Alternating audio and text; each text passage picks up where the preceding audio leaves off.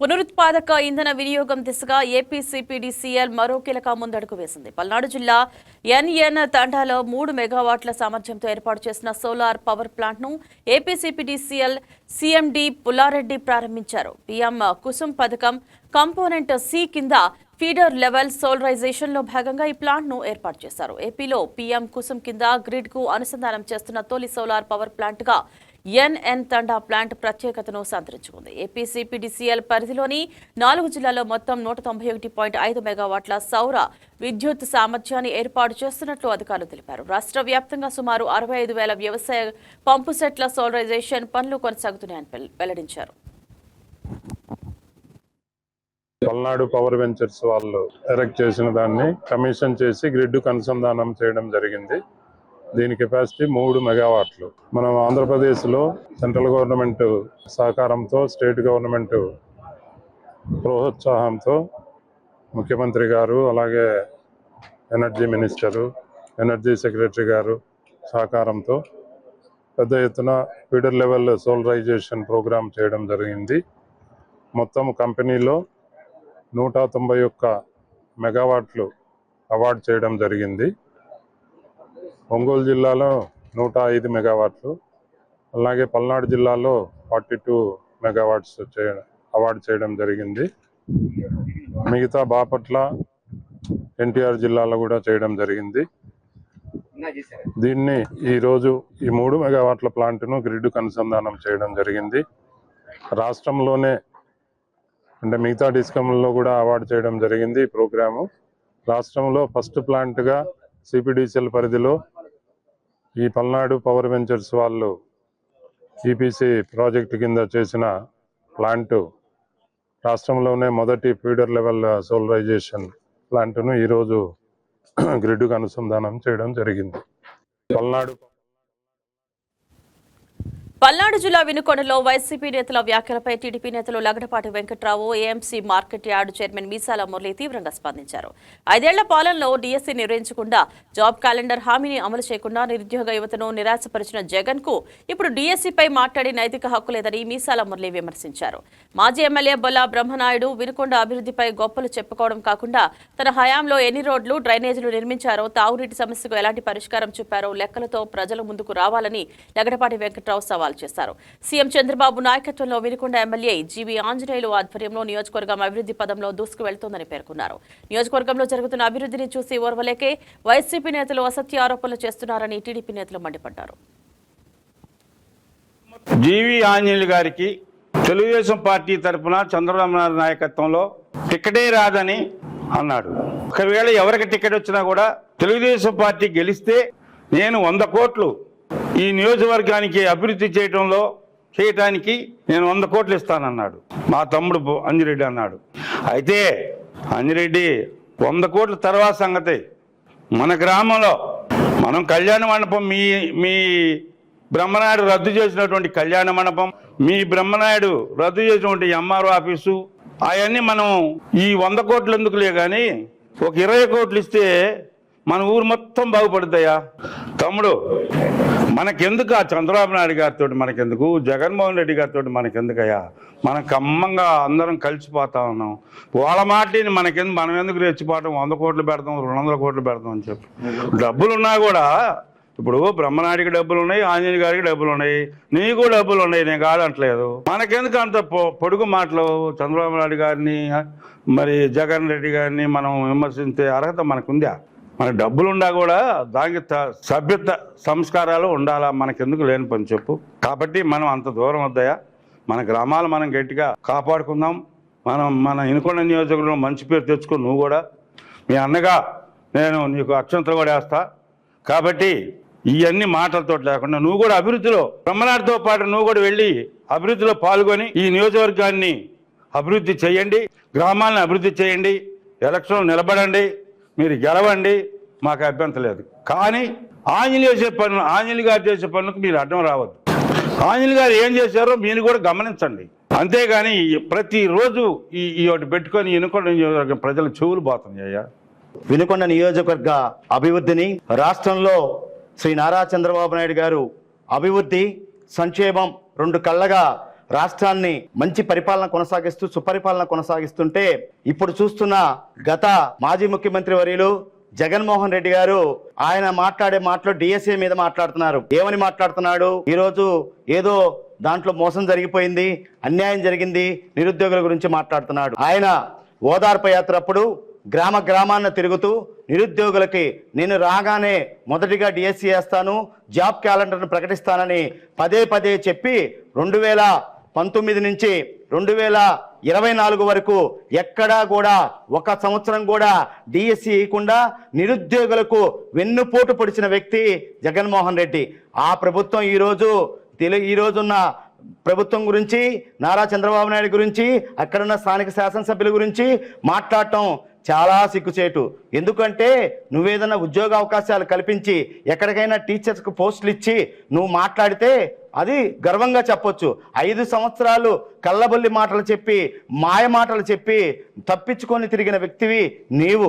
ఈరోజు మాట్లాడుతున్నారు డిఎస్సి గురించి. ఈ ప్రభుత్వం ఎప్పుడు కూడా తెలుగుదేశం పార్టీ అధికారంలో ఉన్నంత కాలం ఎంతోమంది, కొన్ని వేల మందికి ఉద్యోగ అవకాశాలు కల్పించి ఉపాధి అవకాశాలు కల్పించింది తెలుగుదేశం పార్టీ.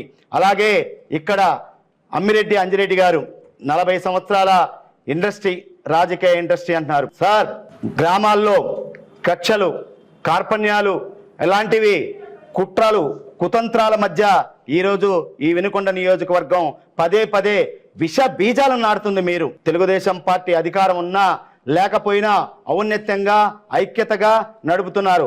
అమ్మిరెడ్డి అంజిరెడ్డి గారు, మనం నూజెండ్ల గ్రామంలో సరే మీ 40 సంవత్సరాల ఇండస్ట్రీ అయినా నేను 15-20 సంవత్సరాల నుంచి చూస్తూనే ఉన్నాను. మిమ్మల్ని ఆడ తెలుగుదేశం పార్టీ తిరుమల తిరుపతి దేవస్థానం కళ్యాణ మండపం అప్పుడు పిలిచి కొబ్బరికాయ కొట్టించారా లేదా? ఎందుకు అంటే అందరం ఐక్యంగా ఉండాలి, పార్టీలుగానే ఉండాలి, గ్రామ అభివృద్ధి జరగాలంటే అందరూ ఉండాలని ఆ రోజు పిలిచారు. జీవి ఆంజనేయులు గారికి అక్టోబర్లో మరో డిఎస్సి నోటిఫికేషన్ ప్రకటించి డిసెంబర్లో పరీక్ష నిర్వహించనున్నట్లు మంత్రి నారా లోకేష్ ప్రకటించడంపై ఏపీ నిరుద్యోగ జేఏసీ రాష్ట్ర అధ్యక్షుడు హేమంత్ కుమార్ హర్షం వ్యక్తం చేశారు. ఈ సందర్భంగా మంత్రి లోకేష్ కు ధన్యవాదాలు తెలిపారు. స్థానిక సంస్థల ఎన్నికల నోటిఫికేషన్ వచ్చేలోగా మిగతా ఉద్యోగ నోటిఫికేషన్లు కూడా విడుదల చేస్తే నిరుద్యోగులకు పరీక్షలకు సిద్ధమయ్యేందుకు మరింత సమయం దొరుకుతుందని కోరారు. ప్రభుత్వం ఉద్యోగాల భర్తీపై మరింత వేగంగా నిర్ణయాలు తీసుకోవాలని హేమంత్ కుమార్ విజ్ఞప్తి చేశారు. లోకేష్ గారు థ్యాంక్ యూ, ముఖ్యమంత్రి నారా చంద్రబాబు నాయుడు గారు థ్యాంక్ యూ, పవన్ కళ్యాణ్ గారు, కూటమి ప్రభుత్వానికి ధన్యవాదాలు తెలియజేసుకుంటున్నాం.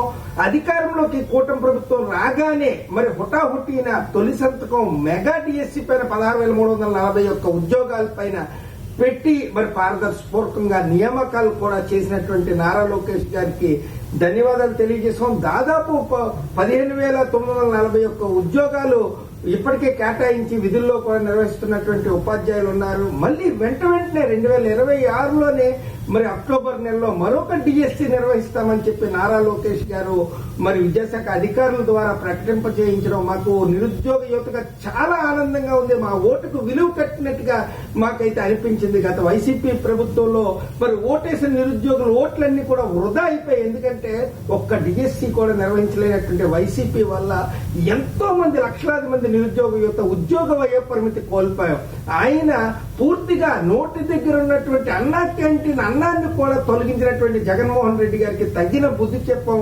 ఉపాధ్యాయులు చాలా చిన్న చూపు చూశారు. జగన్మోహన్ రెడ్డి గారు లిక్కరు, ఫిష్, మటన్, టాయిలెట్స్ దగ్గర మరి చాలా చోట్ల అసభ్యంగా ఉపాధ్యాయులందరినీ కాపలాదారులుగా, సూపర్వైజర్లుగా పెట్టడం, మరి ప్రశ్నించిన ఉపాధ్యాయుల పైన గురువులను కూడా చూడకుండా మరి బైండ్ ఓవర్ కేసులు పెట్టినటువంటి జగన్మోహన్ రెడ్డి గారికి తగిన బుద్ధి చెప్పామని మేమైతే అనుకుంటున్నాం. కూటమి ప్రభుత్వం నిజంగా హ్యాట్స్ ఆఫ్ లోకేష్ గారు అని చెప్పి ఈరోజు సెల్యూట్ చేస్తున్నాం. ఎందుకంటే మరి వచ్చి రాగానే ఒక తొలి డిఎస్సి ఇచ్చారు. మళ్ళీ 2025లో డిఎస్సితో పాటు మళ్ళీ 2026లో మరొక డిఎస్సి అక్టోబర్లో ప్రకటిస్తున్నందుకు మాకు చాలా ఆనందంగా ఉంది. రానున్న ఈ స్థానిక సంస్థ ఎన్నికల్లోపే మిగతా గ్రూప్ 1, 2, 3, 4తో పాటు మరి విశ్వవిద్యాలయంలో ఉన్న ఖాళీలతో పాటు ఏవైతే ఈ యొక్క మెగా డిఎస్సితో పాటు గ్రంథాలయ శాఖ ఇటువంటి ఉద్యోగ నియామకాలకి సంబంధించిన నోటిఫికేషన్లన్నీ ఎన్నికల కోడ్కి ఇబ్బంది లేకుండా త్వరితగతిన విడుదల చేస్తారు. ఉద్యోగ వయో పరిమితి పెంచుతారని నిరుద్యోగతగా మేత కోత్రం. ఆంధ్రప్రదేశ్ రాష్ట్ర నిరుద్యోగ జేఏసీ అధ్యక్షులు సమయ హేమంత్ కుమార్ గా ఈ యొక్క యావత్ ఆంధ్ర రాష్ట్రంలో ఉన్నటువంటి నిరుద్యోగుల తరఫున కూటమి ప్రభుత్వానికి ధన్యవాదాలు తెలియజేస్తూ అతి ముఖ్యంగా నారా లోకేష్ గారికి థ్యాంక్ యూ లోకేష్ గారు అని చెప్పి తెలియజేస్తూ మనస్ఫూర్తిగా మేమైతే హర్షం వ్యక్తం చేస్తాం. థ్యాంక్ యూ లోకేష్ గారు. Thank you.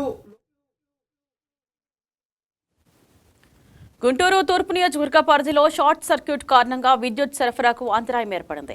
Ponnuru road electric సబ్స్టేషన్లో 130 kV విద్యుత్ వ్యవస్థలో షార్ట్ సర్క్యూట్తో జరగడంతో సరఫరా నిలిచిపోయింది. సమాచారం అందుకున్న వెంటనే ఎమ్మెల్యే నజీర్ సంఘటన స్థలానికి చేరుకుని పరిస్థితిని పరిశీలించారు. విద్యుత్ శాఖ అధికారులతో మాట్లాడి సమస్యకు గల కారణాలను తెలుసుకున్నారు.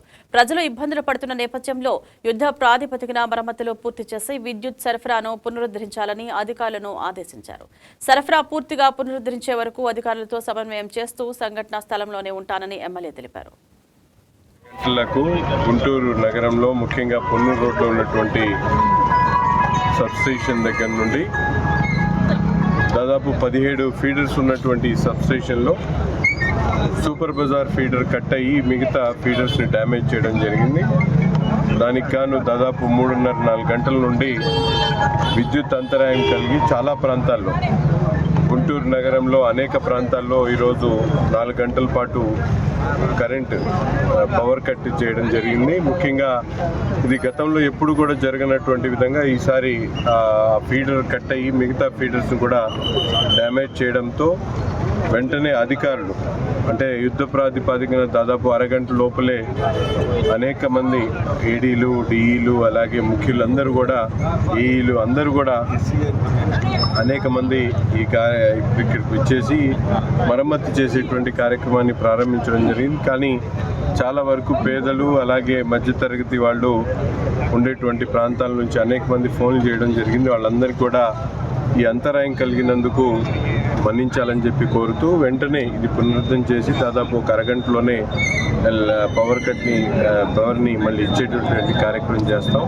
తప్పకుండా అధికారులైతే అప్రమత్తంగా ఉండడం వల్ల చాలా వరకు ఇబ్బంది కలగకుండా కొంత ఇబ్బందికి కూడా ప్రజలందరూ కూడా మన్నించాలని చెప్పి కోరుతూ ఈరోజు ఈ జరిగిన వెంటనే అధికారులతో మాట్లాడటం, ఇక్కడికి వచ్చి క్షేత్రస్థాయిలో జరుగుతున్నటువంటి పనుల్ని పరీక్షించడం కూడా జరిగింది. కూటమి నాయకులందరూ కూడా ఈ కార్యక్రమంలో భాగస్వాములు అయినందుకు ప్రజలకి